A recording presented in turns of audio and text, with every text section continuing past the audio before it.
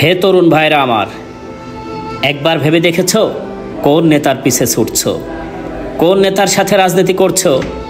যে নেতা তার নিজের সন্তানটাকে দেশের বাইরে অথবা দেশের ভিতরেই ভালো বিশ্ববিদ্যালয়ে ভালো শিক্ষা প্রতিষ্ঠানে পড়াচ্ছে, অথচ তোমার মতো একটা মানুষকে কর্মী বানিয়ে রেখেছে। তুমিও তো কোনো মায়ের সন্তান, তোমারও তো স্বপ্ন আছে বড়, তুমিও তো বড় কিছু করতে পারো, কিন্তু তুমি আজকে একটা নেতার হাতের লাঠি। তোমাকে দ্বারা ঘটাচ্ছে রাজনৈতিক যত অপকর্ম, তোমাকে দ্বারা ঘটানো হচ্ছে হত্যার মতো জঘন্যতম কাজ। সুতরাং তরুণ ভাই আমার, এমন একটি রাজনীতি কি করতে পারো না? এমন একটি নেতার পিছনে কি ছুটতে পারো না যে নেতা তোমাকে সকলে ফজরের নামাজ হয়েছে কিনা জিজ্ঞেস করে, যে নেতা তোমার হাতে কোরআন তুলে দেয়, যে নেতা তোমার হাতে হাদিস তুলে দেয়, যে নেতা তোমার হাতে কলম তুলে দেয়? ভাইরা আমার, আহ্বান করছি, চলে এসো সত্যের পথে, সুন্দরের পথে, বাংলাদেশ জামাতে ইসলামীতে এসো। তরুণ ভাই আমার, তোমাকেই খুঁজছে, তোমাকেই ডাকছে আজকের এই হতাশাগ্রস্ত বাংলাদেশ।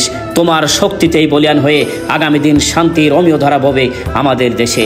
ধন্যবাদ সকল তরুণ ভাইদেরকে।